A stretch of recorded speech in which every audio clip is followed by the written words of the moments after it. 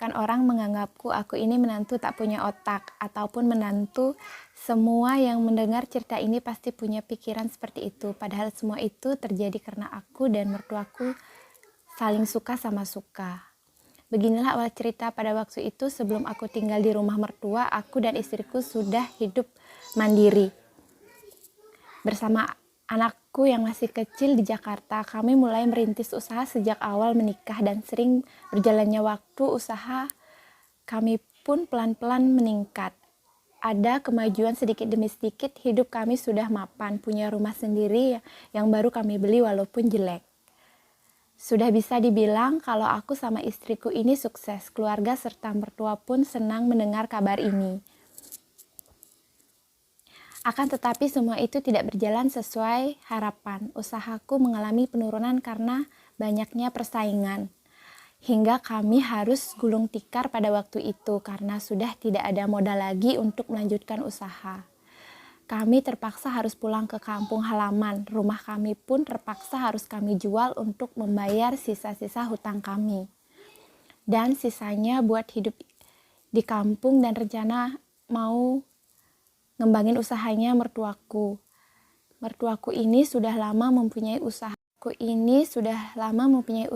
kue basah seperti apem, putu ayu, kue tok, dan masih banyak lagi. Dan mertuaku ini mengajarkannya sendirian hanya membantu bapak mertuaku. Tapi akhir-akhir ini bapak mertuaku juga lagi sakit-sakitan. Mertuaku hanya mempunyai anak tunggal, yaitu istriku. Pada saat itu, tepat di hari Minggu, kami melakukan pekerjaan menuju kampung halaman dengan menggunakan armada bus malam. Karena aku pribadi lebih suka melakukan perjalanan di malam hari yang suasananya tidak panas. Di dalam perjalanan kami gunakan untuk istirahat dan tidur. Gak terasa pagi jam 6 sudah nyampe kotaku Jawa Timur. Untuk menuju kampung halaman masih harus menaiki angkutan umum sekitar 1,5 jam perjalanan. Setibanya di rumah mertua, kami pun disambut hangat dan bahagia. Mertuaku nampak senang ketika kami pulang kampung. Karena sudah lama juga kami tidak mudik, setelah itu aku dan istriku beres-beres barang dulu untuk dimasukin ke dalam rumah. Waktu itu mertuaku lagi menerima pesanan kue apem dan putu ayu untuk hajatan tetangga sebelah. Karena ayah mertuaku lagi sakit-sakitan, jadi ibu mertuaku mengerjakannya sendirian. Dia tidak memperkerjakan orang karena untuk membayar mereka nggak cukup. Ibu mertuaku ini tergolong masih sangat muda. Umurnya masih 47 tahun, badannya juga masih segar dan masih lumayan cantik. Mertuaku ini memang sayang banget sama menantunya yang ganteng ini. Secara aku seorang laki-laki yang penuh banyak tanggung jawab. Dan waktu itu tanpa merasakan capek, aku langsung membantu mertuaku itu karena aku kasihan dia mengerjakannya sendiri. Sedangkan istriku lagi nidurin anaknya di kamar. Aku di dapur membantu mertuaku buat kue apem. Itu tidak capek dari dulu jualan kue basah seperti ini? Tanyaku serius. Ya nggak capek, docah bagus. Kalau capek mau makan apa mertuamu ini? Makan apem toh bu, aku tak menyicipi kue apemnya ya bu. Silakan kamu habiskan juga boleh, ucap mertuaku bercanda. Nikmat banget apem ibu, legit lagi. Memang benar kata orang-orang kalau apem mertuaku paling nikmat dan mantap. Alah-alah siapa yang bilang wong yang menikmati apem itu cuman bapak mertuamu, hehehe. Ibu ini malah bercanda, yaitu kalau apem legit pilihan ibu, jadi apem itu terkenal di kalangan masyarakat setempat, nikmat dan empuk. Tapi kalau apem yang itu Jono belum tahu nikmat apa enggak, hehehe. Malah ngelantur omongannya, tak jawer kapok loh. Seru juga membantu mertuaku bikin kue apem. Mertuaku memang asyik kalau diajak ngerumpi. Dari situlah aku membantu ibu mertuaku, muncullah sesuatu di antara kami. Aku membantu juga mengembangkan usaha mertuaku itu. Kupasarkan dagangan mertuaku itu ke pasar-pasar tradisional dan hasilnya lumayan dan pesanan semakin banyak. Dari kedekatanku sama ibu mertua itu muncul hal-hal yang seharusnya tidak terjadi. Kejadian itu pertama kali terjadi. Di saat malam itu aku tidak bisa tidur. Kulihat istriku sangat pulas tidur. Aku keluar kamar dan duduk di teras rumah dengan ditemani sebatang rokok. Tidak biasanya itu terjadi padaku. Entah kenapa, baru pertama tinggal di rumah mertua, aku mengalami insomnia. Di saat aku menghisap rokok, tiba-tiba mertuaku itu datang menghampiriku.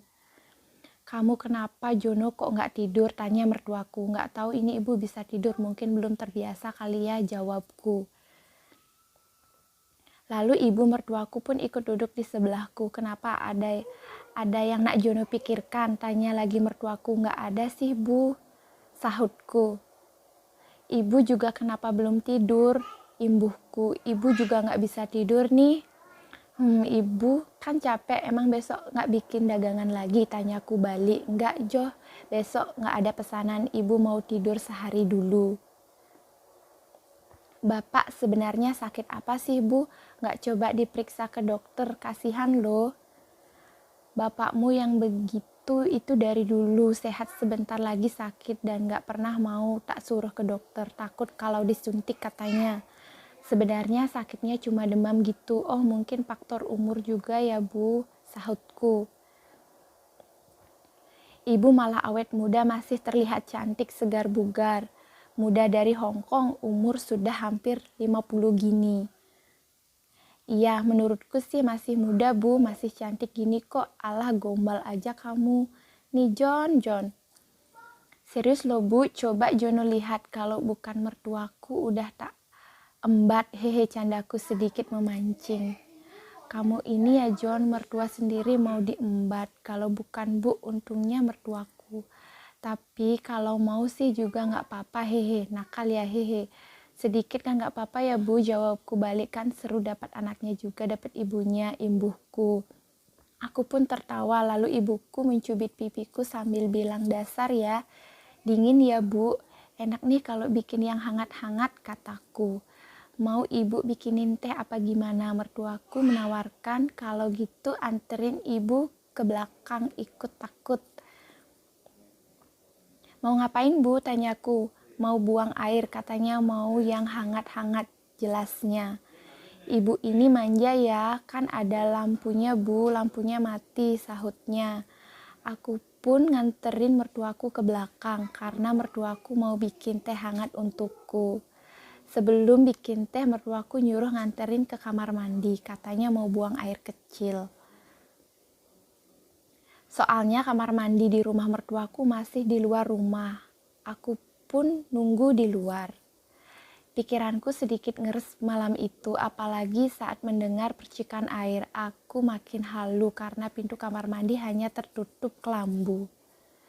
Saat mertua buang air kecil, tiba-tiba mertuaku teriak. Aku pun langsung membuka kelambu itu. "Ada apa, Bu?" "Ini ada kecoa, John, masuk baju ibu," jelasnya. Masih dalam keadaan gelap, aku pun mencoba mencari kecoa itu dan tak sengaja aku menyentuh bagian perempat tertentu ibu mertuaku. "Maaf, Bu, nggak sengaja. Kamu ini loh, John, ya, pasti sengaja tuh tadi." "Ya, sebenarnya iya, Ibu, hehe, karena Jono penasaran," jawabku jujur. Dan dengan sengaja aku pun mencari kesempatan waktu itu hingga akhirnya mertuaku ikut terlena dan terjadilah sesuatu di belakang itu. Ibu mertuaku pun cuma diem, mungkin juga dia menikmati suasana malam itu. Setelah itu kita pun masuk. "Kok bisa kamu lakukan itu pada ibu?" bisiknya mertuaku bertanya. "Maaf, Bu, aku ndak tahan sama ibu, penasaran sama apem ibu, ternyata memang nikmat dan aku suka, Bu." "Kamu ini bisa aja, John. Ya sudah, sekarang istirahat sana." Nampaknya mertuaku nggak marah sama sekali. Kelihatannya mertuaku juga suka. Setelah kejadian itu, aku dan ibu mertuaku sering melakukan di saat istriku sudah tidur. Dan kadang pas bikin kue di pagi hari, karena mertuaku kalau setiap bikin kue bangunnya jam 3 pagi dan aku selalu membantunya. Istriku pun gak pernah curiga, hubunganku dengan mertuaku pun semakin menjadi. Kadang mertuaku sendiri yang meminta duluan. Waktu itu lagi asyik nonton TV, istriku waktu itu sudah tidur. Dan mertuaku ngasih kode ke aku bahwa aku disuruh ke belakang. Aku pun langsung paham dan aku pun segera ke belakang menuju dapur. Di sanalah kegiatan itu berlangsung dan mertuaku bilang kalau dia punya perasaan suka sama aku. Aku juga mengungkapkan perasaan itu. Beberapa bulan kemudian istriku mempergoki aku berdua sama mertuaku itu. Istriku jadi marah besar dan bilang ke semua warga sekitar, lalu aku diusir dari tempat itu. Hingga istriku menceraikanku dan aku sangat menyesal atas kejadian itu karena perbuatanku itu aku pisah.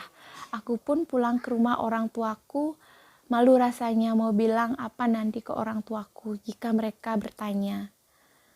Aku dihantui rasa bersalah saat itu hingga suatu hari orang tuaku mendengar sendiri tentang masalahku. Di saat orang tuaku bertanya, aku pun tak bisa jawab apa, hanya tertunduk malu di hadapan orang tuaku. Maafkan anakmu, Pak, Bu, Jono kilap, hanya itu yang keluar dari mulutku. Jono akan pergi dari sini. Jono sudah membuat bapak ibu malu. Sekali lagi maafkan Jono. Jono pamit. Terima kasih sudah menonton dan jangan lupa like, komen, dan subscribe. Semoga terhibur.